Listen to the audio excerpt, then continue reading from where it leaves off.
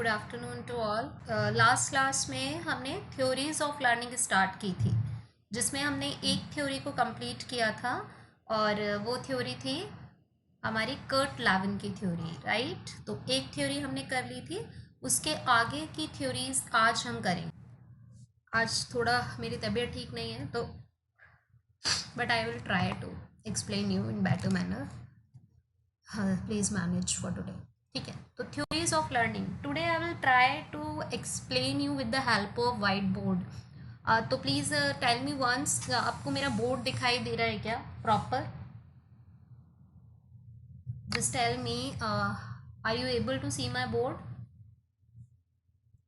Today I set up board to explain in a better manner.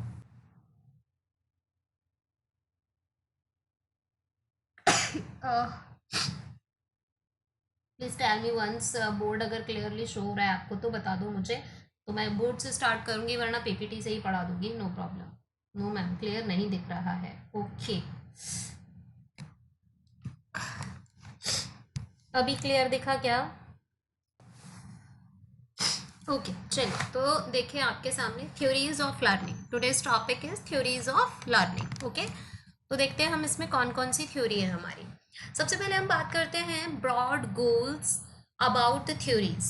Operationally defined terms relevant to theories of learning, examine learning theories that are currently important. तो आज हम बात करेंगे उन theories के बारे में जो हमारे लिए इम्पॉर्टेंट हैं आज के समय में, राइट। चलिए, ये सब हम कर चुके हैं, ज़रूरत नहीं है।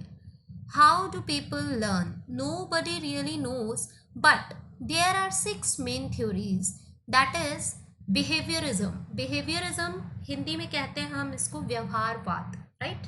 हिंदी में इसे क्या कहा जाता है? व्यवहारवाद। Behaviourism is called in Hindi, तो इसे हम कहते हैं सामाजिक संरचनावाद। इसके अलावा है ब्रेन बेस्ड मल्टीपल इंटेलिजेंस।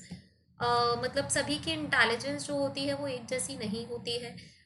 हर व्यक्ति में कई अलग अलग प्रकार की इंटेलिजेंस पाई जाती है, तो उसके अकॉर्डिंगली लोगों की लर्निंग भी डिफरेंट डिफरेंट टाइप की होती है। And last one is brain based learning, right. सभी का जो ब्रेन है यानी दिमाग है वो अलग प्रकार का होता है, उसकी कुछ फंक्शनिंग अलग होती है, जिसकी वजह से सभी लोगों का अधिगम एक जैसा नहीं होता है, राइट। तो इतनी बात समझ में आ गई सभी को। आज हम कौन कौन सी थ्योरीज पढ़ेंगे वो हमने देखा है अभी तक। तो सबसे पहली है हमारी बिहेवियरिज्म। बिहेवियरिज्म के फादर, बिहेवियरिज्म का फादर माना जेबी वॉटसन, ठीक है। JB Watson is known as father of behaviourism. और जेबी वॉटसन, इनसे रिलेटेड कई बार क्वेश्चन आया हुआ है। जेबी वॉटसन वो है जिन्होंने कहा था कि आप मुझे 1 दर्जन बच्चे दीजिए, मैं उन्हें जो चाहूँ वो बना सकता हूँ। यानी इनका मानना था कि अगर कोई भी बच्चा है तो उसके ऊपर इन्वायरमेंट का फ़र्क ज़्यादा पड़ता है, उसका बिहेवियर जो है उसको हम चेंज कर सकते हैं with the help of providing good environment. Okay, तो उनका मानना था कि heredity doesn't play any role in a child's learning, the major factor in a child's learning is the environment. Okay, तो उन्होंने किसको इम्पोर्टेंस दी थी? इन्वायरमेंट को, ठीक है। जो भी लोग इन्वायरमेंट को इम्पोर्टेंट देते हैं बच्चों, वो सभी हमारे बिहेवियरिस्ट हैं। तो इसके फादर जो है वो जेबी वॉटसन है, और जेबी वॉटसन का मानना था कि बच्चे के अंदर, एक पर्सन के अंदर जो भी चेंजेस होते हैं जस्ट बिकॉज ऑफ इन्वायरमेंट होते हैं। तो जैसा हम उनको इन्वायरमेंट प्रोवाइड करते हैं उसके अकॉर्डिंग ही बच्चे की लर्निंग जो है वो डेवलप होती है। तो ऐसा इनका मानना था। तो फादर ऑफ बिहेवियरिज्म क्लियर हो गया है आपको, that is given by J B Watson and he is known as the father of behaviourism. Confined to observable and measurable behaviour, ठीक है। ये किसको बताता है? ऐसा behaviour which we can observe, which we can measure, not exactly measurable, it just predictable. ये सिर्फ predictable होता है, एग्जैक्टली हम इसको मेजर नहीं कर सकते हैं, राइट। तो इसमें हम थ्योरी पढ़ेंगे classical conditioning, that is given bye Yvonne Pavlov, and theory of operant conditioning that is given by Skinner. So first we will see about the theory of classical conditioning. And as I tell you, J.B. Watson is the father of behaviorism. So he is also associated with this theory. That theory is known as classical conditioning. Hindi में बच्चों हम इसे कहते हैं शास्त्रीय अनुबंधन का सिद्धांत. हिंदी में क्या कहा जाता है इसे?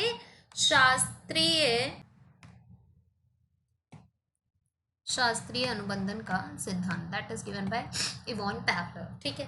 अ stimulus is present in order to get a response. जिसमें हम एक स्टिमुलस प्रेजेंट करते हैं किसी के भी सामने और उससे हम क्या लेते हैं? एक रिस्पॉन्स प्राप्त करते हैं. यानी इसमें जो रिस्पॉन्स है उसकी कंडीशनिंग कर दी जाती है विद अ स्टिमुलस. और यहाँ स्टिमुलस जो होते हैं वो दो तरीके के दिए जाते हैं. एक स्टिमुलस होता है आर्टिफिशियल और एक स्टिमुलस होता है नेचुरल. जो आर्टिफिशियल स्टिमुलस होता है उसको नाम दिया जाता है बच्चों CS. जो आर्टिफिशियल स्टिमुलस होता है उसको नाम दिया जाता है CS. और जो नेचुरल स्टिमुलस होता है उसको नाम दिया जाता है बच्चों UCS.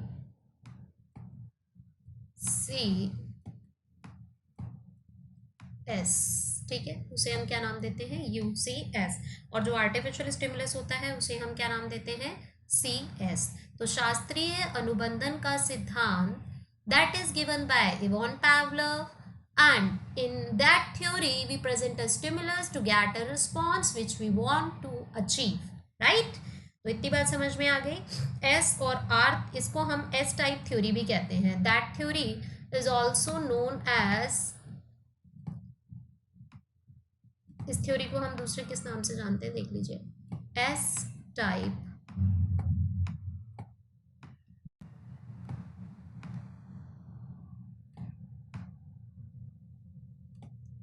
इसे एस टाइप थ्योरी भी कहा जाता है. एस टाइप थ्योरी मतलब क्या है? देखिए,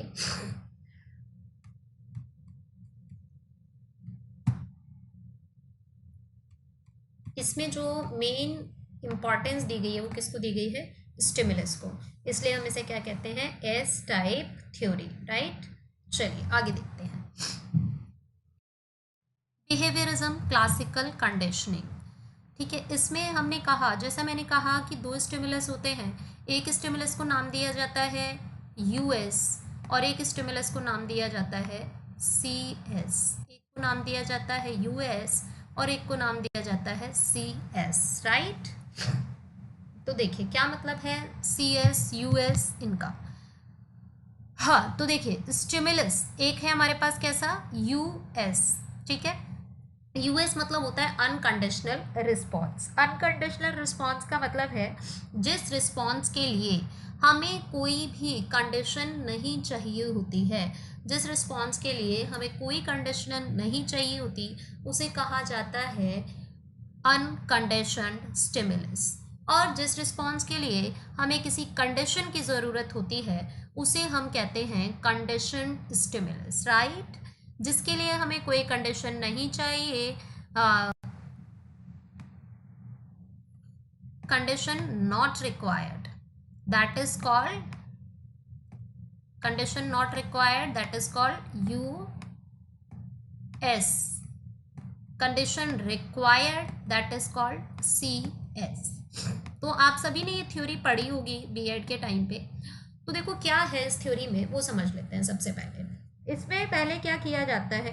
एक कुत्ते को उसकी जो सिलेवरी ग्लैंड्स होती हैं उनको ऑपरेट किया जाता है और ऑपरेट करने के बाद में उसके सलाइवा को एक जगह कलेक्ट करने के लिए कनेक्ट कर दिया जाता है. और इसमें क्या करते हैं? सबसे पहले डॉग के सामने बैल बजाई जाती है. बैल बजाने के बाद उसे फूड दिया जाता है. तो जैसे ही उसे फूड मिलता है सलाइवा आता है. लेकिन नेक्स्ट टाइम दोबारा ऐसे ही यही प्रोसेस रिपीट किया जाता है. बैल बजाई जाती है और जो डॉग होता है वो बैल बजते ही क्या करता है? उसका सलाइवेशन होना शुरू हो जाता है. जैसे ही बैल बजती है वैसे ही वो सलाइवा छोड़ना शुरू कर देता है. यानी अब जो सलाइवेशन हुआ वो फूड से ना होकर किससे हुआ? बैल से हुआ. राइट. तो हमें जो रिस्पॉन्स मिलता है वो कैसा कहलाता है, CR। जब स्टिमुलस जो था वो कैसा रखा गया उसके सामने, अनकंडीशन, ठीक है, सिर्फ खाना रखा गया, तो रिस्पॉन्स मिला हमें, वो कैसा था, रिस्पॉन्स, राइट। लेकिन जब CS यानी कंडीशनड स्टिमुलस को कनेक्ट किया गया किसके साथ, अनकंडीशनड स्टिमुलस के साथ, यानी पहले बेल बजाई गई, बेल जो है वो कैसा स्टिमुलस है, कंडीशनड स्टिमुलस है, यानी सिर्फ बेल से हमें कभी भी सलाइवेशन प्राप्त नहीं होता अगर बेल के साथ में फूड जुड़ा हुआ नहीं होता। तो बेल के साथ हमें एक कंडीशन चाहिए, बेल के साथ जो कंडीशन चाहिए दैट इज फूड, राइट। तो बेल के साथ जो कंडीशन चाहिए वो फूड है, इसलिए हमें जो बेल से जो रिस्पॉन्स मिला वो भी कैसा कहलाएगा, conditioned response. These two steps are clear. Anyone has any doubt, you can ask. If you have any doubt, you can ask. किसी को कोई भी डाउट है पूछ सकते हैं आप।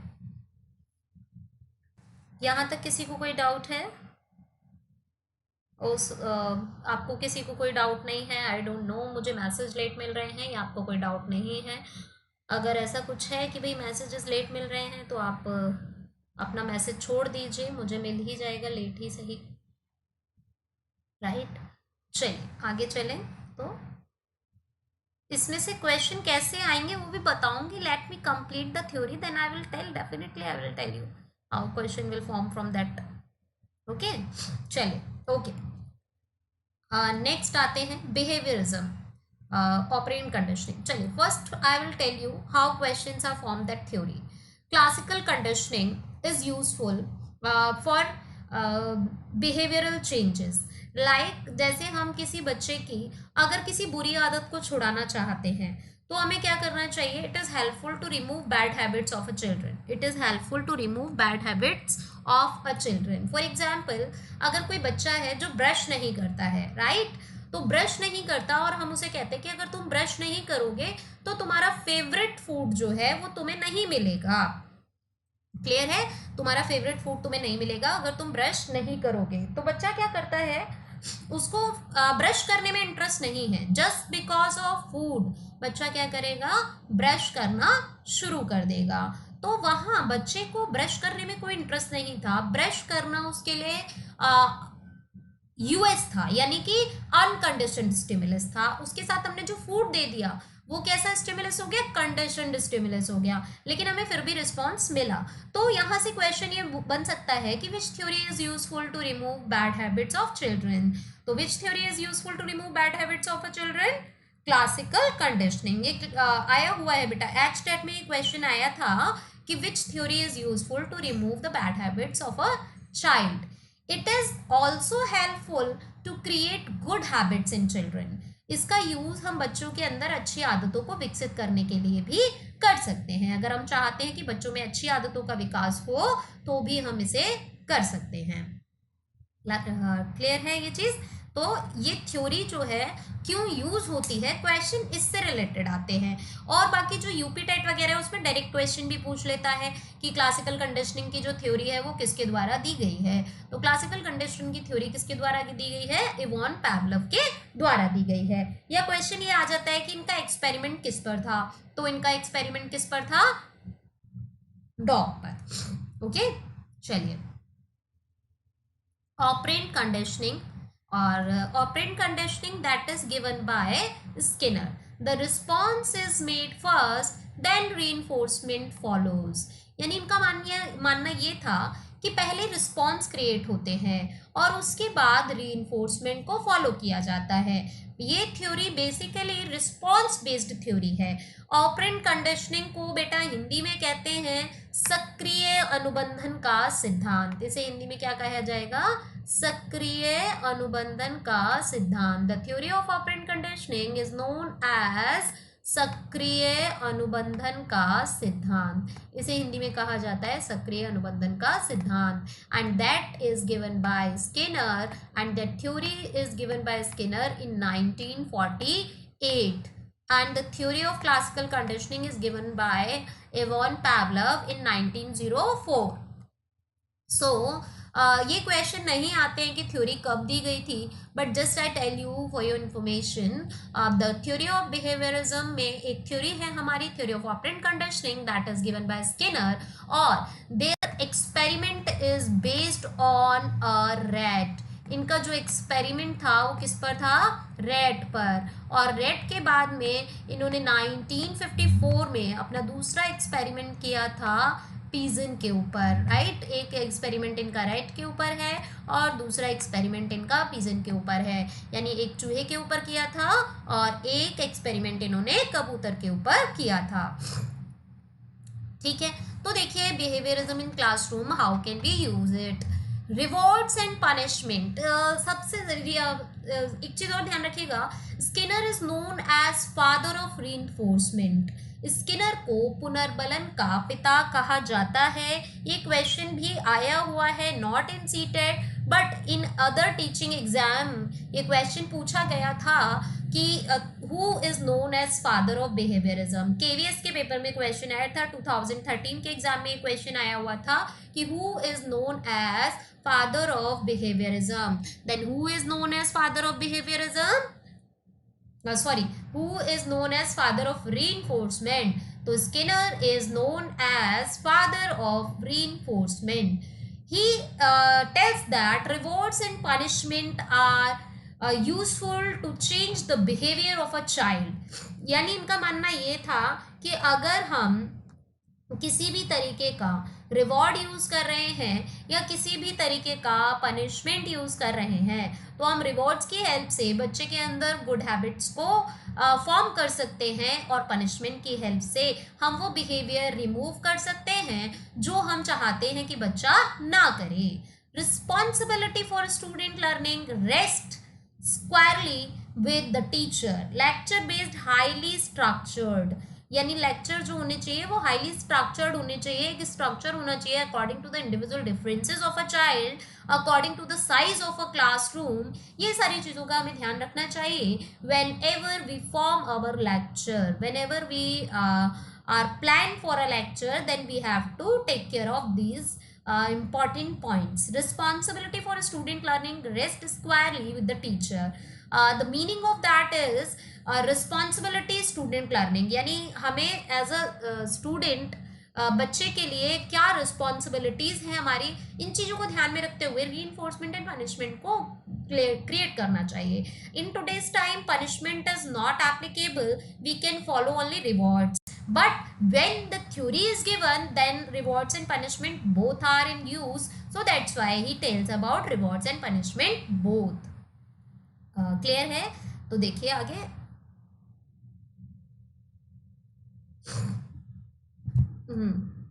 यहाँ तक समझ में आ गया सभी को? यहाँ तक कोई डाउट है किसी को भी? ओके चलिए अब बात करते हैं हम इनकी जो एक्सपेरिमेंट था उसकी बात कर लेते हैं।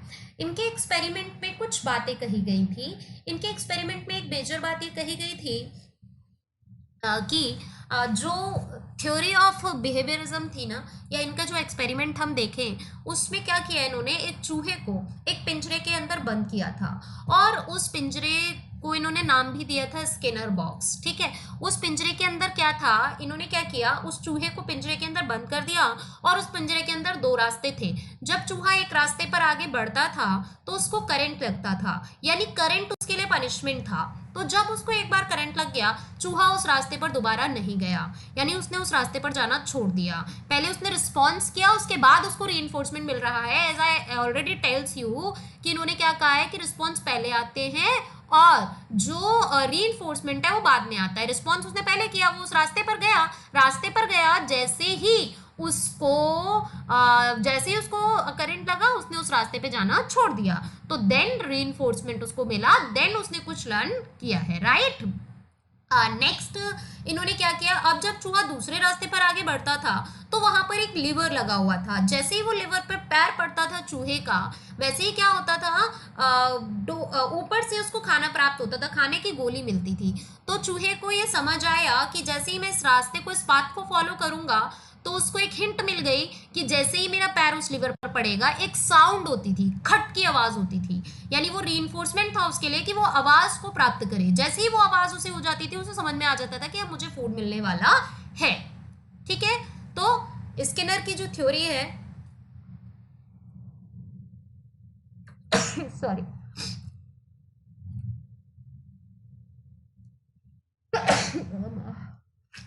I'm not well today but still I'm teaching. Okay, तो समझ में आई इतनी बात? हाँ, क्लियर है ये थ्योरी पूरी तरह से? तो इसका एक्सपेरिमेंट समझ में आ गया। तो पहले क्या हो रहा है, रिस्पॉन्स हो रहा है कि चूहा जो है वो रास्ते पे बढ़ रहा है, उसके बाद उसको क्या हो रहा है, रीइंफोर्समेंट मिल रहा है। Criticism of behaviourism, criticism of behaviourism में देखिए, does not account for the processes taking place in the mind that can not be observed. ठीक है, इन्होंने क्या किया है कि कुछ चीजें ऐसी भी होती है हमारे बिहेवियर के अंदर। Just a minute, I have to take a call. हाँ जीना बोलो। हेलो, हाँ गुड इवनिंग, बोलो जीना।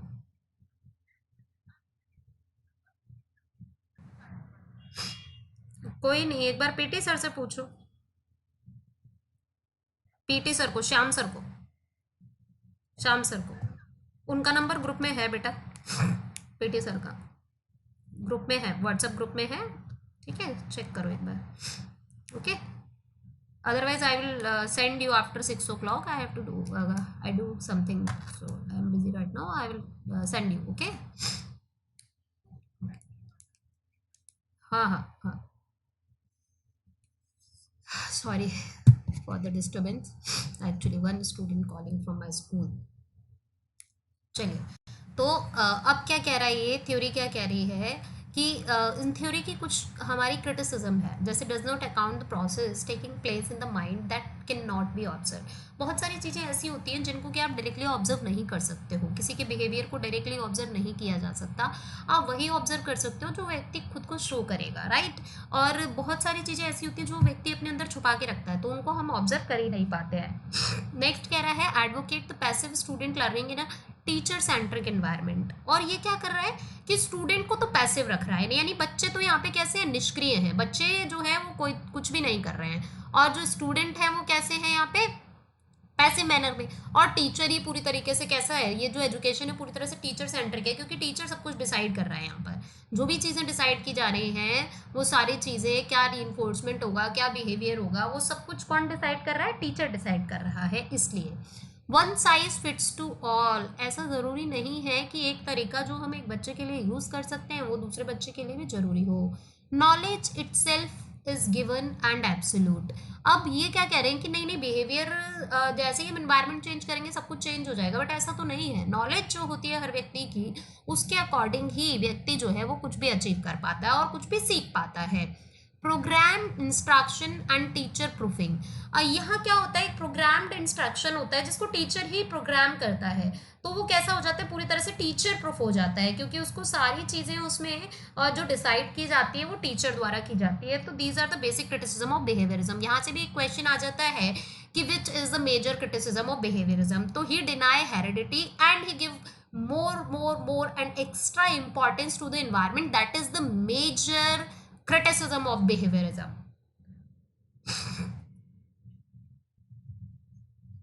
अब इसके बाद हम देखते हैं बिहेवियरिज्म में cognitive learning theory and social learning theory. ठीक है, अभी तक जो क्वेश्चन आए हैं वो मैंने आपको बता दिए, और इससे लर्निंग से बहुत ज़्यादा क्वेश्चन नहीं आए हैं, एक्चुअली मेथड से ज़्यादा क्वेश्चंस आते हैं। ओके, चलिए अब देखिए behaviourism, cognitive learning theory and social learning theory, इनको हम देखते हैं। कॉग्निटिज्म ग्रू इन रिस्पॉन्स टू बिहेवियरिज्म। ठीक है, ये क्या है, व्यवहारवाद का ही एक विकसित रूप है। Knowledge is stored cognitively as symbols, यानी ये कहती है कि नॉलेज जो है वो एक व्यक्ति के मस्तिष्क में कुछ संकेतों के रूप में जो है वो स्टोर होती है। नॉलेज एक पर्सन के अंदर कुछ सिंबल्स होते हैं जैसे कि हम किसी लैंग्वेज के सिंबल्स को अपने अंदर ऑब्जर्व करते हैं, और साथ ही नॉलेज इज स्टोर्ड कॉग्निटिवली, ये हो गया। Learning is the process of connection symbols in meaningful and memorable way, यानी जो हमारे अंदर सिंबल्स आते हैं उनका कुछ ना कुछ हम मीनिंग बनाते हैं। जैसे बच्चा कोई भी चीज़ देखता है, कोई भी ऑब्जेक्ट देखता है, तो उस ऑब्जेक्ट के अकॉर्डिंगली वो अपने माइंड के अंदर सिंबल्स क्रिएट करता है। जो छोटा बच्चा होता है ना बच्चा, उसकी लर्निंग जो होती है वो सिंबॉलिक होती है राइट। सिंबॉलिक का मतलब है कि जैसे ही हम उसको ना एप्पल बोलते हैं, उसके माइंड में ए फॉर एप्पल नहीं आता है, उसके माइंड में आता है पिक्चर एप्पल का पिक्चर क्रिएट होता है, उसने उस पिक्चर के साथ में एसोसिएट किया हुआ है अपनी लर्निंग को, और उनको वो क्या करता है, उन्हें सिंबॉलिक वे में मेमोरेबल होती है वो, उसके लिए वो मेमोरी में भी उसके अकॉर्डिंग आती है। जैसे ही वो सिंबल उसको दिखाई देता है एनवायरमेंट में, वो उस चीज को मेमोराइज करके बता देता है। Studies focus on the mental processes that facilitate symbol connection. ये क्या करते हैं, मेंटल प्रोसेसेस की बात करता है, यानी जो भी चीज़ें मानसिक रूप से मानसिक प्रक्रियाओं के अंतर्गत आती हैं उनको फैसिलिटेट करता है। फैसिलिटेट मतलब सरल बनाता है, किसके माध्यम से, सिंबॉलिक कनेक्शन के माध्यम से, सांकेतिक जो हमारे संबंध होते हैं उनके माध्यम से लर्निंग को आसान बनाता है, सरल बनाने का काम करता है। कॉग्निटिव लर्निंग थ्योरी, इसे हम डिस्कवरी लर्निंग थ्योरी भी कहते हैं, और ऐसा कहा था जेरोम ब्रूनर ने। मीनिंगफुल वर्बल लर्निंग, ऐसा कहा था डेविड आसुबेल ने। आसुबेल ने क्या कहा था, meaningful learning, and discovery learning किसने कहा था, जेरोम ब्रूनर ने, right. Discovery learning, Bruner said anybody can learn anything at any age provided it is stated in terms that can understand। Bruner ने कहा कि किसी भी एज में कोई भी व्यक्ति कुछ भी सीख सकता है, किसी भी एज में कोई भी पर्सन कुछ भी सीख सकता है जब हम उसे कुछ सही ढंग से उसके सामने पेश करते हैं। जब हम उसे कोई चीज़ सही ढंग से समझाते हैं तो कोई भी व्यक्ति कुछ भी सीख सकता है, ऐसा मानना था ब्रूनर का। Powerful concept not isolated facts, ठीक है। डिस्कवरी लर्निंग में एक आ गया था कि बच्चे के सामने हमें सिर्फ एक कंडीशन रख देनी चाहिए, उसके सामने सिर्फ इन्वायरमेंट क्रिएट करने का काम होना चाहिए टीचर का काम क्या होना चाहिए, केवल इन्वायरमेंट क्रिएट करना।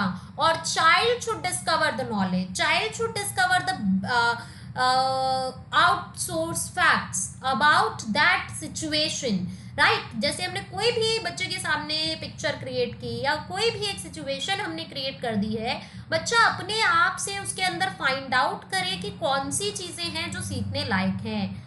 Transfer to many different situations like only possible through discovery learning, confront the learner with problems and help them find solution, which I already tells you, we have to create the environment to learn. We don't give the solution to the student, we have to give an environment to think, enriched environment, ठीक है। ऐसा एक समृद्ध वातावरण हम बच्चे को provide कराएं जिसमें बच्चे को सोचने के लिए, प्रश्न करने के लिए एक जगह मिले, राइट। देखिए, confront the learner with the problems and help them find solutions, हम उनको हेल्प करें सॉल्यूशन को फाइंड करने में। फॉर एग्जांपल देखिए, एक ईवी सा क्वेश्चन था कि बच्चे के सामने हम करते हैं, एक टीचर होती है, वो 2 बकेट रखी होती है टीचर के सामने, और वो क्या करती है, एक फॉइल पेपर लेती है, पानी के ऊपर डालती है, वो फॉइल पेपर तैरता रहता है, फिर वो फॉइल पेपर को उठाती है और उसको क्रंच करती है, क्रंच करने के बाद में उसको मोड़ने के बाद में, तोड़ने के बाद में उसे वापस से डालती है उसके अंदर, तो वो नीचे डूब जाता है। अब बच्चों के सामने सिचुएशन क्रिएट करके टीचर कुछ क्वेश्चंस पूछ रही है, तो दैट इज डिस्कवरी लर्निंग। अब बच्चा क्या करेगा, खुद से डिस्कवर करेगा कि क्या हुआ, टीचर आस्क करेगी, तो टीचर ने क्या कर दिया, बच्चों के सामने एक प्रॉब्लम रख दी, राइट। अब उस प्रॉब्लम से बच्चा खुद थिंक कर रहा है कि क्या हुआ। अब बच्चा खुद ही बताएगा कि पेपर जब चौड़ा था तो नहीं डूबा, पेपर को जब छोटा आकार मिल गया तो वो भारी हो गया और वो डूब गया। तो बच्चे को अपने आप उस प्रोसेस के बारे में, वो जो कंडीशन आई उसके बारे में सोचने के लिए टाइम मिलेगा। तो discovery learning is best learning for students, but हर चीज के अंदर कुछ ड्रॉबैक्स होते हैं, यहाँ भी कुछ ड्रॉबैक है कि स्लो लर्नर्स के लिए यूजफुल नहीं होती है। साथ ही ये जो थ्योरी है हम छोटे बच्चों के लिए इतना यूज नहीं कर सकते हैं, स्मॉल चिल्ड्रंस के लिए यूजफुल नहीं होती है। तो यहाँ से जो क्वेश्चंस पूछता है वो ये पूछ लेता है कि which is a major limitation on discovery learning. तो the major problem in discovery learning is not useful for small children, and every subject we can't taught with the help of discovery learning, and it is not useful for slow learners. जो slow learners हैं उनको तो बताने पर भी चीज़ें बहुत late समझ आ पाती हैं। जब हम उनके सामने ऐसी कंडीशंस रखेंगे तो बच्चों के लिए वो ज़्यादा स्ट्रेस वाली चीज़ हो जाएगी। Do not present sequenced materials, कभी भी सीक्वेंस मटेरियल बच्चे के सामने प्रेजेंट मत करो, जंबल करके प्रेजेंट करो, बच्चे को खुद दिमाग लगाने दो कि वो चीज़ कैसे हुई है। जैसे meaningful verbal learning, cognitive learning theory, new material is presented in a systematic way and is connected to existing cognitive structure in a meaningful way. जब हम कोई भी बच्चे के सामने मटेरियल प्रेजेंट करते हैं एक सिस्टमैटिक तरीके से, फॉर एग्जांपल कोई एक पजल ले लिया हमने, उस पजल को हमने पहले बच्चों को सही तरीके से दिखा दिया कि ये पजल ऐसा है, और उसके बाद में हम उस पजल को जंबल कर देते हैं, तोड़ देते हैं, और फिर हम बच्चे को दे रहे हैं उस पजल को सॉल्व करने के लिए, और बच्चा उस पजल को सॉल्व कर रहा है। तो अब बच्चा क्या करेगा, मीनिंगफुल वे में किसी कॉन्सेप्ट के बारे में लर्न करेगा। Meaningful verbal learning, when learners have difficulty with new materials, go back to the concrete anchors.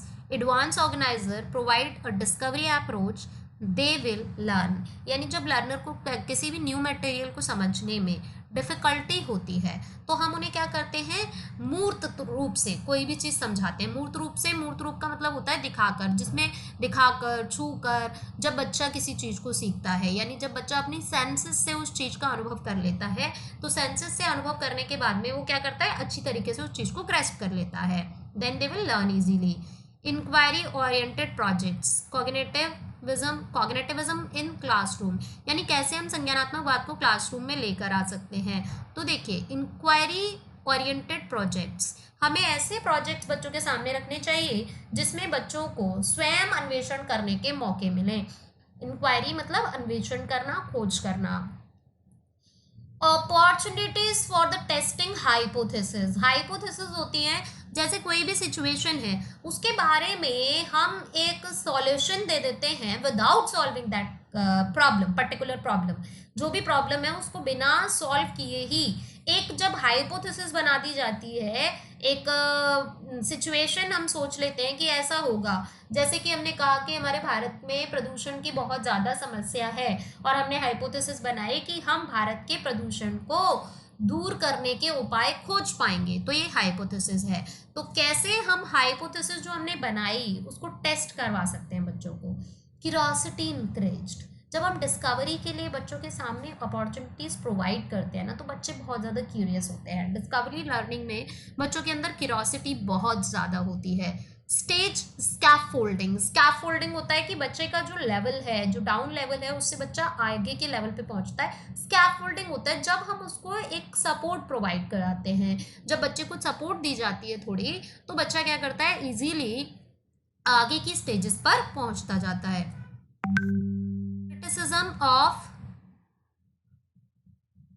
criticism of cognitism like behaviorism, knowledge itself is given and absolute, यानी नॉलेज जो होती है वो कैसी होती है, एब्सोल्यूट होती है, हम किसी की नॉलेज को बढ़ा नहीं सकते हैं। Input process output model is mechanistic and deterministic, यानी जब हम कोई चीज़ इनपुट डाल रहे हैं तो उससे आने वाला जो आउटपुट है वो मैकेनिज्म पर डिपेंड करता है, वो पूरी तरीके से प्रैक्टिकल नहीं हो सकता। Does not account enough for individuality, हर बच्चे की इंडिविजुअलिटी के अकॉर्डिंग सही नहीं है, पूरी तरीके से ठीक नहीं बैठती है। Little emphasise on affective characteristics, यानी ये बहुत ज़्यादा एम्फसाइज करती है अफेक्शन के ऊपर, अफेक्टिवनेस के ऊपर। तो ये कुछ क्रिटिसिज्म है इस थ्योरी के। Social learning theory SLT grew out from cognitivism, जैसे कि बिहेवियरिज्म से कॉग्निटिज्म डिवाइन हुआ था, वैसे ही सोशल लर्निंग भी किससे बनी है, कॉग्निटिज्म से बनी है। And that is given by Albert Bandura. That is given by Albert Bandura. Albert Bandura का मानना था learning takes place through observation and sensorial experiences. देखो सोशल लर्निंग की जो थ्योरी अल्बर्ट बंडोरा कहते हैं कि बच्चा जो कुछ भी हो उसके आसपास, जो कुछ भी वो देखता है वही वो सीखता है, यानी उसका बिहेवियर टोटली डिपेंड होता है इन्वायरमेंट के ऊपर, ऑब्जर्वेशंस के ऊपर। जैसा हम उसको दिखाते हैं, जैसा बच्चा ऑब्जर्व करता है अपने सेंसरियल एक्सपीरियंस से, सेंसरियल एक्सपीरियंस यानी अपने आँख, नाक, कान, जीभ, त्वचा, अपने सेंस ऑर्गन्स के द्वारा जो कुछ भी एक्सपीरियंस करता है वही उसकी लर्निंग होती है। समझ में आई बात? यानी सोशल लर्निंग क्या कहती है?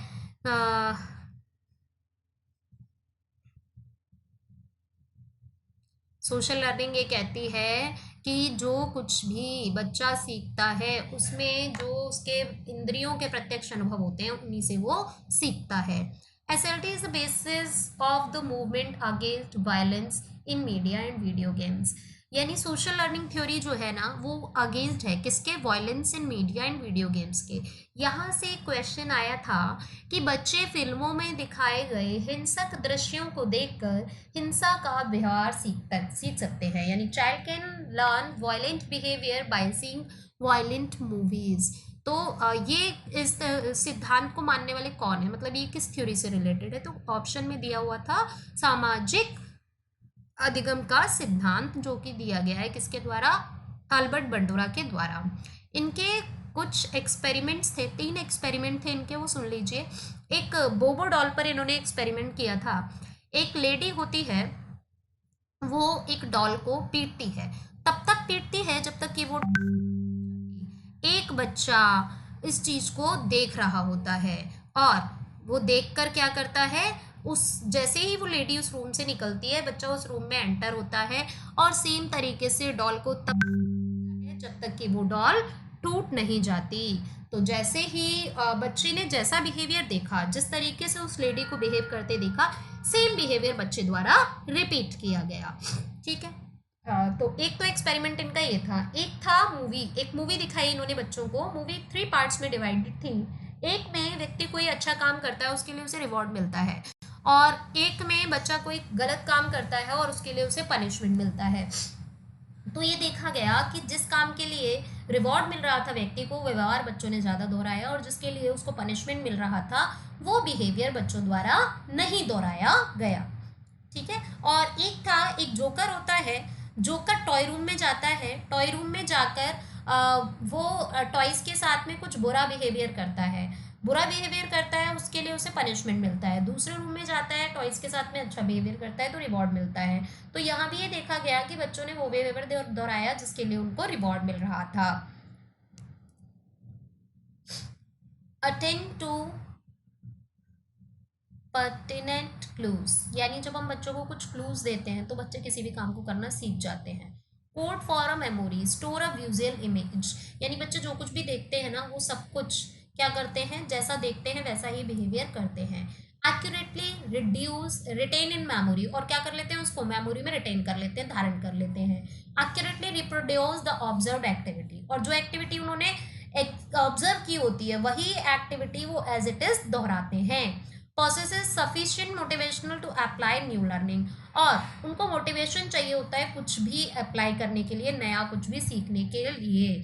Social learning theory, research indicates that the following factors influence strength of learning from models. How much power of the model seems to have, how capable the model seems to be. ये देखो इनका एक model था, वो देख लेते हैं। तो क्या मॉडल था इनका? Children want to be like the model. ये क्वेश्चन भी आया था कि बच्चे मॉडल को मॉडलिंग करते हुए देखते हैं और हूबहू मॉडलिंग करते हैं, तो ये किस थ्योरी से लर्न करने वाली चीज़ है? तो आंसर में था social learning theory. Children want to be like a model, children believe that like the model, children experience emotion like those the model is feeling, children act like the model. ठीक है, same question आया हुआ था ये। Through identification, children come to believe that have the same characteristics as the model. When they identify with a nurturing and competent model, children feel pleased and proud. When they identify with an adequate model, children feel unhappy and insecure. यानी जब बच्चे behaviour कर पाते हैं एक model की तरह तो उनके अंदर एक अच्छी सी फीलिंग डेवलप होती है, और नहीं कर पाते तो अनहैप्पी और अनसिक्योर फील करते हैं। एसएलटी में इन्होंने कहा है कि कोलैबोरेटिव लर्निंग होनी चाहिए। कोलैबोरेटिव लर्निंग होगी तो क्या होगा, बच्चे दूसरों से अच्छी चीज़ें सीखेंगे। मॉडलिंग रिस्पॉन्सेज एंड एक्सपेक्टेशन, यानी हमें बच्चों के अंदर कुछ ऐसे रिस्पॉन्सेज डेवलप करने चाहिए जिससे हम जो एक्सपेक्ट करते हैं बिहेवियर, वही बिहेवियर हमें मिल सके। Opportunity to observe experts in action, हमें क्या करना चाहिए, बच्चों को जो एक्सपर्ट्स हैं उनके बिहेवियर को ऑब्जर्व कराना चाहिए ताकि बच्चे उसी तरीके का बिहेवियर जो है वो सीख सकें। Does not take into account of individuality पे बात नहीं करती है। हर चीज़ बच्चा स्टिमुलस से ही नहीं सीखता है। और emotion and motivation not consider important और कनेक्टेड टू लर्निंग, इमोशंस जो हैं वो लर्निंग के साथ इतने ज़्यादा कनेक्टेड नहीं होते हैं जितना कि इस थ्योरी में बताया गया है। उसके बाद है सोशल कंस्ट्रक्टिविज्म। सोशल कंस्ट्रक्टिविज्म की थ्योरी जो है ये दी गई है लेव वाइगोट्स्की के द्वारा, और ये किससे बनी है, कॉग्निटिज्म से बनी गई है, अराउंड मेटाकॉग्निशन। मेटाकॉग्निशन होते हैं हायर लेवल ऑफ थिंकिंग, ठीक है। नॉलेज इज एक्टिवली कंस्ट्रक्टेड, इनका मानना है कि नॉलेज जो है उसको कंस्ट्रक्ट किया जाता है। लेव वाइगोट्स्की जो है वो सबसे ज़्यादा इंपॉर्टेंस देते हैं तीन चीज़ों को, लैंग्वेज को, सोसाइटी को और कल्चर को। इनकी जो थ्योरी है वो तीन चीज़ों को इम्पॉर्टेंस देती है। सबसे पहले चीज़ लैंग्वेज को इम्पॉर्टेंस देती है, लैंग्वेज के बाद जो इम्पॉर्टेंस देती है वो किसको देती है, सोसाइटी को, और सोसाइटी के बाद जो इम्पॉर्टेंस देती है वो किसको देती है, कल्चर को। यानी इन्होंने माना है कि ये चीज़ें बहुत ज़्यादा इंपॉर्टेंट हैं बच्चे को कुछ भी सिखाने के लिए। Learning, a search for meaning by a learner, contextualized in heredity social activity, dialogic and recursive, the responsibility of the learner. यानी लर्निंग जो है वो जो भी कुछ बच्चा सर्च करता है, जो भी चीज़ें उसके सामने आती है उनको किस तरीके से संदर्भों से जोड़ता है, इनहेरेंटली यानी उसके अंदर जन्म से कैसी चीज़ें हैं, और साथ ही उसके जो सोशल एक्टिविटीज़ हैं, समाज के साथ जो अंत्यक्रिया है, समाज के साथ जो उसके क्रियाकलाप हैं वो किस तरीके के हैं। डायलॉजिक एंड रिकर्सिव, और जो भी वो कुछ भी लॉजिकल रूप से, तार्किक रूप से सीखता है उसी को क्या करता है, रिकर्सिव, वही उसके अंदर दोबारा से चलती रहती हैं चीज़ें। The responsibility of the learner, and responsibility होती है लर्निंग किसकी, एक लर्नर की। Lev Vygotsky, social learning and zone of proximal development, ये दो चीज़ें इन्होंने मेनली दी हैं। Social constructivism in the classroom, सबसे पहली है journaling, experiential activities, personal focus, collaborative and cooperative learning. ये क्वेश्चन आया हुआ था कोलैबोरेटिव लर्निंग। कोलैबोरेटिव लर्निंग को इन्होंने बहुत ज़्यादा इंपॉर्टेंस दी है। इनका मानना है कि बच्चे जब ग्रुप में सीखते हैं तो ज़्यादा बेटर तरीके से सीखते हैं।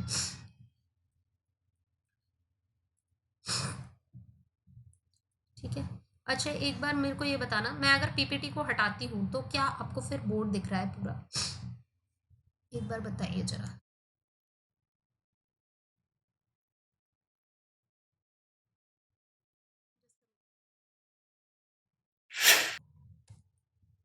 तो एक थ्योरी इसमें बिहेवियरिज्म में थी नहीं, इसलिए मैं एक थ्योरी और मैंने इसमें ऐड की है, तो प्लीज वॉच दैट ऑल्सो, इसको भी देख लीजिए।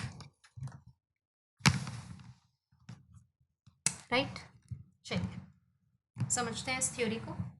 तो theory of connectionism, theory of connectionism that is given by Thorndike, ये भी एक बिहेवियरिज्म की ही थ्योरी है, पीपीटी के अंदर नहीं थी इसलिए मैं अलग से समझा रही हूँ इसको। Theory of connectionism that is given by Thorndike, that theory is also known as S and R type theory. इस थ्योरी को हम एस और आर टाइप थ्योरी भी कहते हैं। राइट, तो ये थ्योरी जो है हमारी दूसरे किस नाम से जानी जाती है, एस और आर टाइप के नाम से। ठीक है, इस थ्योरी को एस और आर टाइप थ्योरी भी कहा जाता है। और साथ ही इस थ्योरी का एक और नाम है ट्रायल एंड एरर थ्योरी, यानी ये थ्योरी विश्वास करती है इस चीज़ पर कि जब हम बहुत सारे ट्रायल्स करते हैं किसी चीज़ के तो धीरे धीरे हम उस काम को करना सीख जाते हैं। राइट, तो ये थ्योरी किस पर विश्वास करती है कि by trial and error we can learn anything. Trial and error theory है। साथ ही इस थ्योरी पे जो एक्सपेरिमेंट किया गया था वो एक्सपेरिमेंट किस पे किया था, इन्होंने अपना कैट पर, इन्होंने अपना जो एक्सपेरिमेंट किया था वो एक्सपेरिमेंट किस पर किया था, कैट पर। और थ्योरी को 1914 में दिया गया था। ये थ्योरी दी गई थी 1914 में, इस थ्योरी को दिया गया था 1914 में। और किसके द्वारा दिया गया था इस थ्योरी को? 1914 में बाय थॉर्नडाइक। तो थॉर्नडाइक द्वारा दिया गया था इस थ्योरी को। And Thorndike is a American psychologist. Thorndike जो है इनको माना जाता है एक अमेरिकन साइकोलॉजिस्ट। ठीक है, अभी पूरा बोर्ड शो हो रहा होगा आई थॉट। थॉर्नडाइक जो है इनको माना जाता है एक अमेरिकन साइकोलॉजिस्ट, राइट। तो पहली चीज है हमारी थ्योरी ऑफ कनेक्शनिज्म, जिसे हमने एक और नाम, हिंदी में हम इसे क्या कहते हैं? संबंधवाद का सिद्धांत। और इस थ्योरी को दूसरा हम किस नाम से जानते हैं? एस और आर टाइप थ्योरी के नाम से भी हम इस थ्योरी को जानते हैं। एस मतलब होता है स्टिमुलस। स्टिमुलस को हम हिंदी में कहते हैं उद्दीपक। स्टिमुलस को हिंदी में कहा जाता है उद्दीपक, राइट। और रिस्पॉन्स को हिंदी में कहा जाता है अनुक्रिया। रिस्पॉन्स को हिंदी में क्या कहा जाता है? अनुक्रिया। और स्टिमुलस को हम क्या कहते हैं हिंदी में? उद्दीपक। यानी इस थ्योरी में इनका मानना ये था कि ये जो थ्योरी है हमारी, जिसको हम नाम से जानते हैं, किस नाम से जानते हैं हम इसे? एस और आर टाइप के नाम से जानते हैं। इस थ्योरी को इन्होंने क्या बात कही इस थ्योरी में? देखिए एक बार समझ लीजिए। हमने इस थ्योरी को क्या नाम दिया है? एस और आर टाइप थ्योरी, राइट।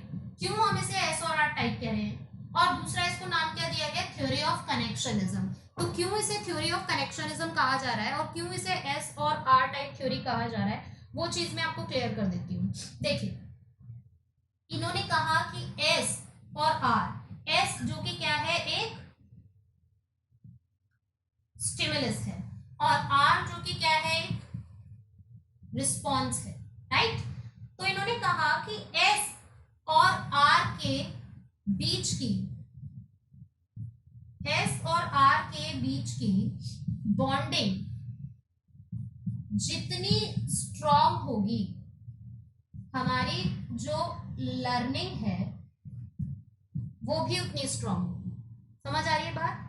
इनका क्या मानना है कि एस और आर के बीच में, स्टिमुलस और रिस्पॉन्स के बीच में बॉन्डिंग जितनी स्ट्रॉन्ग होगी, लर्निंग भी उतनी ही स्ट्रॉन्ग होगी। यानी इसके बीच में जो बनने वाले कनेक्शंस हैं वो जितने स्ट्रॉन्ग होंगे, हमारी लर्निंग भी इतनी स्ट्रॉन्ग होगी। इतनी बात समझ में आ गई? अभी मैं आपको क्लियर करूंगी कि स्टिमुलस क्या होता है और उद्दीपक क्या होता है। देखिए, स्टिमुलस वो होता है हमारे वातावरण में उपस्थित कोई भी चीज, anything which is exist in our environment and it is helpful to change our behavior, that is called stimulus। हमारे वातावरण में उपस्थित कोई भी चीज जो हमें किसी प्रकार का व्यवहार करने के लिए प्रेरित करती है बच्चों, उसे हम कहते हैं, उसे हम क्या कहते हैं? स्टिमुलस। क्लियर? जो भी चीज हमें किसी भी प्रकार से कोई भी कार्य करने के लिए प्रेरित करती है उसे हम कहते हैं स्टिमुलस, राइट। एंड रिस्पॉन्स, जो हमारे सामने स्टिमुलस रखा गया है उसके प्रति जो भी हमारे द्वारा अनुक्रिया की जाती है, यानी स्टिमुलस के प्रति हम जिस तरीके का भी रिस्पॉन्स करते हैं, उन दोनों के बीच में जितने ज्यादा कनेक्शन स्ट्रॉन्ग होंगे, हमारी लर्निंग भी उतनी ही बेटर होगी। इतनी बात समझ में आ गई है? एस मतलब स्टिमुलस है, anything which is exist in our environment and it is helpful to change our behavior, that is called stimulus, right? And response, our behavior towards the stimulus is called response। यानी जो भी कुछ behavior हमारा होता है किसी वस्तु के प्रति, किसी भी स्टिमुलस के प्रति जो हमारे व्यवहार में उपस्थित है, उसको हम क्या कहते हैं? रिस्पॉन्स। और इन दोनों के बीच कनेक्शन जितना स्ट्रांग होगा, लर्निंग हमें उतनी जल्दी मिल जाएगी। जैसे ये जो इन्होंने अपना एक्सपेरिमेंट किया था, ये एक्सपेरिमेंट इन्होंने थॉर्नडाइक ने किसके ऊपर किया था? कैट के ऊपर। इनका जो एक्सपेरिमेंट था वो बेस्ड था किसके ऊपर? कैट के ऊपर। जिस एक्सपेरिमेंट में इन्होंने कहा कि कैट के सामने फूड रखा गया, राइट। और कैट के सामने जो फूड रखा गया वो थी बॉइल्ड फिश। कैट के सामने जो फूड रखा गया था वो थी बॉइल्ड फिश। और बॉइल्ड फिश जो है वो कैट का फेवरेट फूड होता है। बॉइल्ड फिश उसके सामने रखी गई तो उसकी जो खुशबू है वो पहुंच रही थी कैट तक। तो यानी कैट जो है वो बहुत ज्यादा मोटिवेट थी किसके लिए? किसको प्राप्त करने के लिए? अपने फूड को प्राप्त करने के लिए, यानी फिश को खाने के लिए। तो उसने क्या किया, रिस्पॉन्स किया होगा। अब यहाँ जो फिश है वो क्या है, स्टिमुलस। फिश क्या है यहाँ पे, स्टिमुलस, राइट। अब बिल्ली एक रूम के अंदर बंद थी जिसमें एक लेवर लगा हुआ था। बिल्ली एक रूम के अंदर बंद थी जिसके अंदर एक लेवर लगा हुआ था, और इस लेवर के प्रेस होते ही ये डोर खुल जाता, और इस डोर के खुलते ही उसको फूड मिल जाता, राइट। बिल्ली जैसे ही इस लेवर को प्रेस करती वैसे ही ये डोर खुलता और वैसे ही उसको फूड मिल जाता। तो अब देखो बिल्ली जो है वो खाना खाने के लिए बहुत ज्यादा तत्पर है। बिल्ली जो है वो खाना खाने के लिए बहुत ज्यादा तत्पर है, क्योंकि उसके सामने जो फूड रखा गया है वो उसका फेवरेट फूड है। जैसे मान लीजिए आपको बहुत तेज भूख लगी है और खाना आपके सामने वो आ जाए जो आपको बहुत ज्यादा पसंद है, तो आपकी खाने की स्पीड बढ़ जाएगी कि नहीं, यानी आपका जो रिस्पॉन्स है वो जल्दी मिलेगा। ऐसे बिल्ली से हमें रिस्पॉन्स चाहिए ही चाहिए था, तो उसके सामने जो स्टिमुलस रखा गया वो इतना पावरफुल था कि 100% थॉर्नडाइक जो बिहेवियर चाहते थे वो बिल्ली से उनको मिलेगा, राइट। ये जो थ्योरी है ये पूरी तरीके से हमारी जो मोटिवेशन की साइकिल होती है उस पर डिपेंडेंट है। यानी हम किसी को भी कोई कार्य करवाना चाहते हैं तो उसके सामने जो हम नीड हो उसकी, हमें उससे नीड से जोड़ देना चाहिए। जब हम उसकी नीड से जोड़ देंगे तो उसके अंदर ड्राइव ज्यादा होगी। ड्राइव ज्यादा होगी तो हमें क्या होगा, जल्दी से कैसा बिहेवियर मिल जाएगा, जल्दी से हमें गोल ओरिएंटेड बिहेवियर जो है वो मिल जाएगा। और गोल ओरिएंटेड बिहेवियर मिल जाएगा तो जब गोल ओरिएंटेड बिहेवियर जल्दी होगा तो इंसेंटिव भी जल्दी ही मिल जाएगा। अब देखिए बिल्ली की नीड है, बिल्ली की नीड क्या है, फूड है बिल्ली की नीड, क्योंकि बिल्ली को कई दिनों तक भूखा रखा जाता है तो उसकी जो नीड होती है वो बहुत ज्यादा पावरफुल हो जाती है। नीड होने की वजह से उसके अंदर ड्राइव है, यानी उसके अंदर बहुत ज्यादा उत्तेजना है। उत्तेजना होने की वजह से वो क्या करेगी, जल्दी से अपने फूड को प्राप्त करने का प्रयास करेगी। जितनी ज्यादा हमारे अंदर किसी चीज की नीड हमारी पावरफुल होती है, हमारे अंदर ड्राइव भी उस काम को करने का उतना ज्यादा होता है।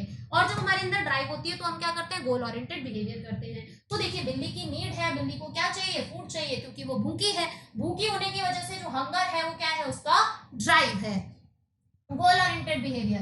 बिल्ली इस पिंजरे के अंदर बहुत सारे चक्कर लगाती है। ये जो बहुत सारे चक्कर बिल्ली लगा रही है वो क्या है, उसके गोल ओरिएंटेड बिहेवियर है। और जैसे ही उसका पैर लीवर पर पड़ता है, दरवाजा खुलता है और उसे फूड मिल जाता है, तो ये जो फूड है वो उसके लिए किसका काम करेगा, इंसेंटिव का काम करेगा। तो हम अगर चाहते हैं कि हमें जल्दी से रिस्पॉन्स मिले तो हमें इतना पावरफुल स्टिमुलस रखना चाहिए बच्चे के सामने जिससे कि हम 100% श्योर हो जाएं कि हमें रिस्पॉन्स मिलेगा ही मिलेगा। तो इतनी बात समझ में आ रही है, ये क्लियर हो गया आपको कि बिल्ली के सामने देखो ये थ्योरी क्या कह रही है, स्टिमुलस एंड रिस्पॉन्स थ्योरी है। जैसा कि हमने यहाँ लिखा, तो देखिए स्टिमुलस क्या था बिल्ली के लिए, बिल्ली के लिए जो बॉइल्ड फिश थी, जो फूड था वो क्या था उसके लिए, स्टिमुलस था। और लिवर को प्रेस करना क्या था उसके लिए, बिहेवियर था। तो यहाँ एस और आर के बीच में जो बॉन्डिंग है, जो कनेक्शंस है वो बहुत ज्यादा स्ट्रांग है। कनेक्शंस बहुत ज्यादा स्ट्रांग है, बॉन्डिंग बहुत ज्यादा स्ट्रांग है, इसलिए हमें जो बिहेवियर हम चाहते थे वो बिहेवियर भी हमें जल्दी ही मिलेगा, राइट। तो जल्दी से हम वो बिहेवियर अचीव कर पाएंगे जो बिहेवियर हम उससे लेना चाहते थे। तो इतनी बात समझ में आ गई है। अब देखो यहाँ पे ये मैंने आपको क्लियर कर दिया कि किस तरीके से बिल्ली काम करती है। आपको साथ साथ ही नोट करना है बेटा, नोट करते जाओ, साथ साथ समझने के साथ साथ में नोट भी कर लीजिए, राइट। अब मैं इसके जो कुछ इंपॉर्टेंट पॉइंट्स हैं वो लिख देती हूँ इधर साइड में। ये थ्योरी जो है कब दी गई थी, 1914 में ये थ्योरी दी गई थी। इस थ्योरी को देने वाले कौन थे, इस थ्योरी को देने वाले थे थॉर्नडाइक। इस थ्योरी में एक्सपेरिमेंट किस पर बेस्ड है, कैट पर। इस थ्योरी को हम दूसरा किस नाम से जानते हैं, ट्रायल एंड एरर थ्योरी के नाम से भी जानते हैं हम इसे। और इस थ्योरी का और बेसिक जो नाम है वो क्या है, थ्योरी ऑफ कनेक्शनिज्म, जिसे हिंदी में हम कहते हैं संबंधवाद का सिद्धांत। ओके। और एक चीज और इंपॉर्टेंट है इससे रिलेटेड, थ्योरी दी गई है थॉर्नडाइक के द्वारा। थ्योरी का जो एक्सपेरिमेंट बेस्ड है, इनका कैट पर बेस्ड है। ये थ्योरी जो है, इस थ्योरी को हम किस नाम से जानते हैं, ट्रायल एंड एरर के नाम से जानते हैं, ठीक है। देखिए आपको क्लियर दिख रहा होगा। और इस थ्योरी का नाम एक और क्या है, थ्योरी ऑफ कनेक्शनिज्म, जिसे हम हिंदी में कहते हैं संबंधवाद का सिद्धांत, राइट। और देखिए और क्या चीजें इंपॉर्टेंट है इस थ्योरी में, ये जो थॉर्नडाइक थे, ही इज अ, सॉरी 1914 लिख दिया मैंने, he is a American psychologist, और इनको क्या माना जाता है, अमेरिकन साइकोलॉजिस्ट माना जाता है, ठीक है, यानी ये अमेरिका के मनोवैज्ञानिक थे। तो इतनी बातें समझ में आ गई आपको, इससे रिलेटेड जो मेन पॉइंट्स हैं, 1914 में दी गई थी ये थ्योरी, थॉर्नडाइक के द्वारा दी गई थी ये थ्योरी, एक्सपेरिमेंट कैट पर बेस्ड था। दूसरा हम इसे ट्रायल एंड एरर थ्योरी कहते हैं। ट्रायल एंड एरर का मतलब बच्चों हिंदी में होता है प्रयास एवं त्रुटि का सिद्धांत, और ये भी थ्योरी जो है ये भी किससे रिलेटेड है, हमारी बिहेवियरिज्म से, ठीक है, ये थ्योरी भी हमारी किससे रिलेटेड है, बिहेवियरिज्म से। That theory is also related to behaviourism, यानी ये थ्योरी भी हमारी व्यवहारवाद से संबंधित है। कितनी बातें समझ में आ गई सभी को, यहाँ तक किसी को कोई डाउट है, लिख लीजिए इन पॉइंट्स को, फिर इससे रिलेटेड कुछ चीजें बताती हूँ।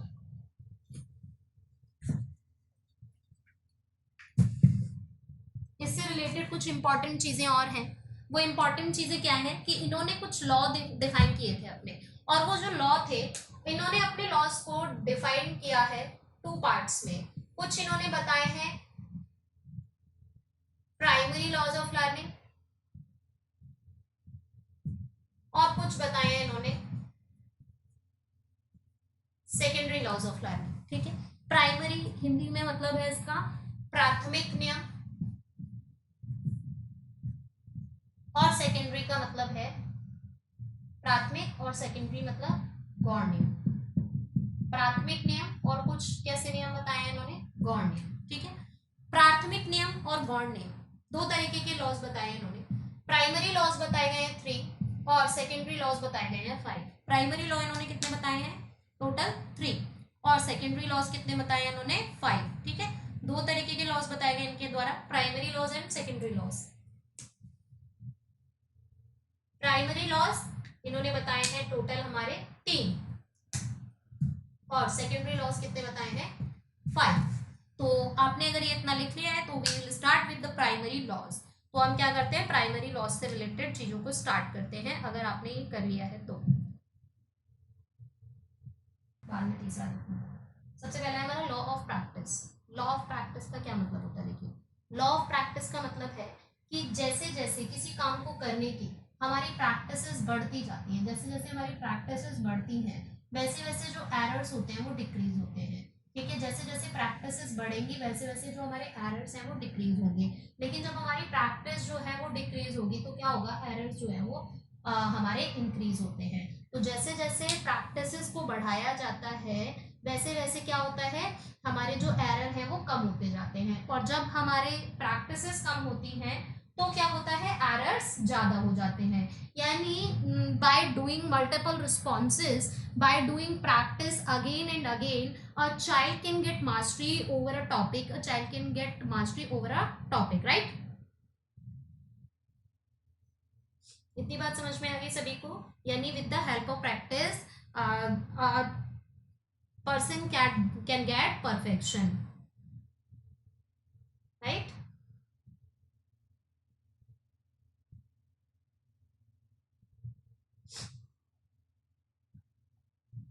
तो जैसे जैसे हम किसी भी काम के अभ्यास बढ़ाते जाएंगे वैसे वैसे क्या होगा, हमारी जो हमारी कमियां थी वो कम होती जाएंगी, और जो हमारी परफेक्शन थी किसी भी काम में वो बढ़ती जाएगी। लॉ ऑफ इफेक्ट क्या होता है, लॉ ऑफ इफेक्ट होता है कि जब हम कोई काम करना शुरू करते हैं और उसका रिजल्ट हमें पॉजिटिव मिलने लगता है, whenever we start to do work and we get positive result with that, then हमारे ऊपर जो इफेक्ट है उसका पॉजिटिव पड़ता है, then that is called positive law of effect. इसके विपरीत यदि हम कोई काम करना शुरू करते हैं और हमें रिजल्ट जो है वो नेगेटिव मिलता है तो that is called negative law of effect.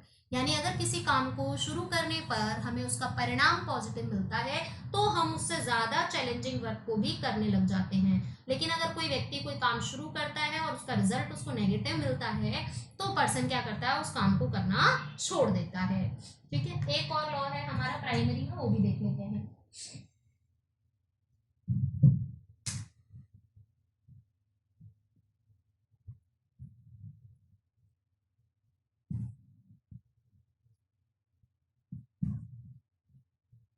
Law of readiness, तत्परता का नियम।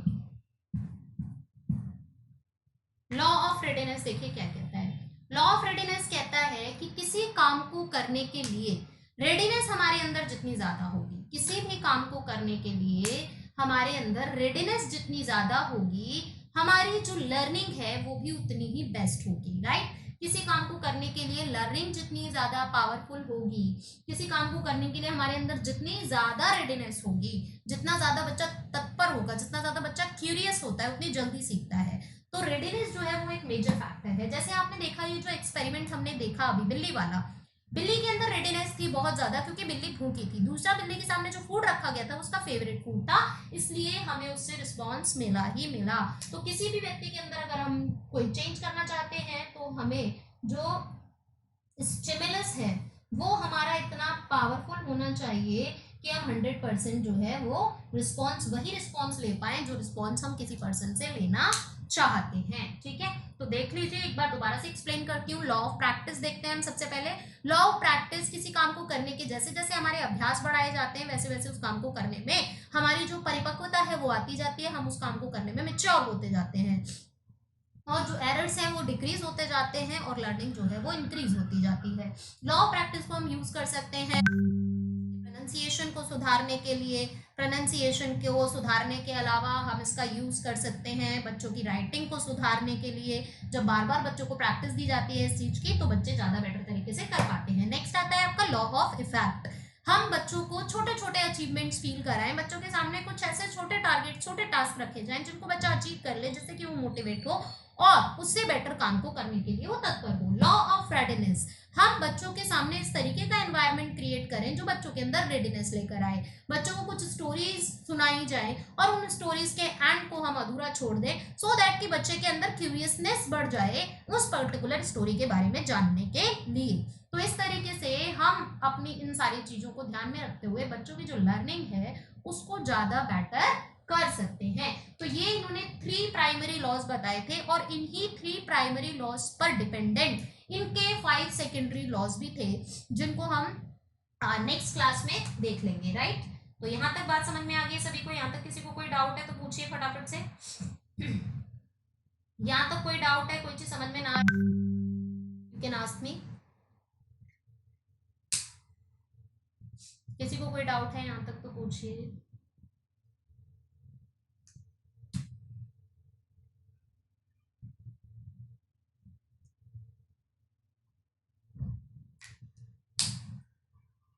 यहाँ तक कोई डाउट है? ठीक है, तो आज हमने जो थ्योरीज पढ़ी हैं, थ्योरी ऑफ कॉग्निटिज्म पढ़ा था, थ्योरी ऑफ बिहेवियरिज्म पढ़ी थी। थ्योरी ऑफ बिहेवियरिज्म में हमने 3 लोगों की थ्योरी पढ़ी है। थ्योरी ऑफ बिहेवियरिज्म के अंदर हमने किस किस की थ्योरी पढ़ी थी वो मैं आपको एक बार क्लियर कर देती हूँ। पैवलोव की थ्योरी पढ़ी थी।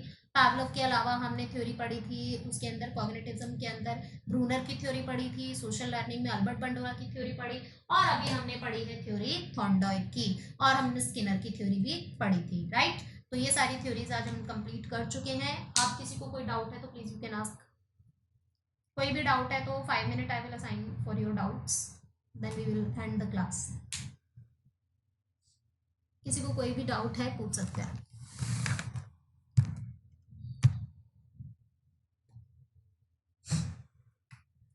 If you have any doubt you can ask, I will explain. Okay, revision कराना है तो पीपीटी से अभी फिलहाल इसी वाले का रिवीजन कर लीजिए जो इतना है, या स्टार्टिंग से पीपीटी देख लीजिए। We will start with PPT. Okay, so सबसे पहले हमने थ्योरी स्टार्ट की थी किसकी? सोशल लर्निंग थ्योरी, सॉरी सबसे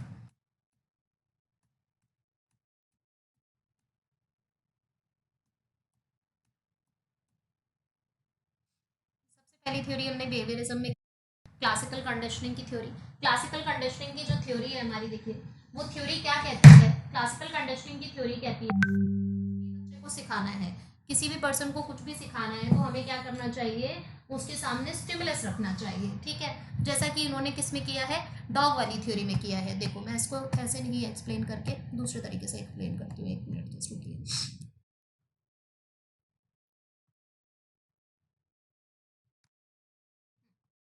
इनकी थ्योरी को मैं एक्सप्लेन करती हूँ बोर्ड पर ही। इन्होंने क्या किया था, जो डॉग था डॉग के सामने इन्होंने क्या किया था, सबसे पहले क्या किया था इन्होंने, बेल बजाई, ठीक है, बेल बजाई। बेल के बाद क्या हो रहा था, फूड दिया जा रहा था, और फिर क्या हो रहा था, सलाइवेशन आ रहा था। तो फर्स्ट स्टेप में जो सलाइवेशन आ रहा था वो किससे आ रहा था, फूड से आ रहा था। फर्स्ट स्टेप में जो सलाइवेशन हमें मिल रहा था वो किससे मिल रहा था, फूड से मिल रहा था। अब जब फर्स्ट स्टेप के बाद दोबारा यही चीज रिपीट की गई, तो देखिए बेल जो है यहाँ पे वो क्या है, बेल जो है वो है CS यानी कंडीशनल स्टिमुलस, और फूड जो है यहाँ पे वो क्या है, US यानी अनकंडीशनल स्टिमुलस। और अभी जो रिस्पॉन्स हमें मिल रहा है वो किससे मिल रहा है, फूड से मिल रहा है, इसलिए जो सलाइवेशन है वो क्या है, UR यानी कि अनकंडीशनड रिस्पॉन्स, ठीक है। सेकेंड स्टेप में क्या हुआ, फिर से बेल बजाई गई, फूड दिया गया और सलाइवेशन हुआ। अब जो डॉग है उसने वेट नहीं किया किसका, फूड के आने का, अब डायरेक्टली सलाइवेशन किससे मिला, बेल से, यानी बेल बजते ही उसको पता चल गया था कि मुझे खाना मिलेगा, तो उसने फूड का वेट नहीं किया, डायरेक्टली सलाइवेशन किससे हुआ, बेल से हुआ। और बेल मैंने बताया था आपको यहाँ पे क्या है, CS, तो बेल से जो सलाइवेशन मिल रहा है हमें वो भी क्या है, CR, क्योंकि बेल के साथ कंडीशन चाहिए, बेल के साथ फूड होगा तभी सलाइवेशन मिल सकता है, बेल से कभी सलाइवेशन नहीं आता है। तो इन्होंने कहा कि अगर हम किसी भी व्यक्ति को कुछ सिखाना चाहते हैं तो अनकंडीशनल स्टिमुलस को अगर हम अगर कंडीशनल स्टिमुलस को अनकंडीशनल स्टिमुलस से जोड़ दें तो वही बिहेवियर जो कि हम किससे ले रहे थे, हम सलाइवेशन किससे ले रहे थे, फूड से, वही बिहेवियर हमने किससे ले लिया, CS से, यानी कि जो हमारा आर्टिफिशियल रिस्पॉन्स था उससे, ठीक है। तो इसी को हम कहते हैं क्लासिकल कंडीशनिंग, यानी अब कंडीशनिंग इतने हाई लेवल की हो गई है, अब कंडीशनिंग इतने हाई लेवल की हो गई है कि जो रिस्पॉन्स पहले हमें किससे मिल रहा था, जो रिस्पॉन्स हमें पहले मिल रहा था फूड से, वही रिस्पॉन्स अब हम किससे ले पा रहे हैं, बेल से ले पा रहे हैं। तो इसी को क्या कहा जाता है, क्लासिकल कंडीशनिंग, ठीक है बच्चों। नेक्स्ट आगे की क्लास में मैं आपको रिपीट करूंगी आज की क्लास।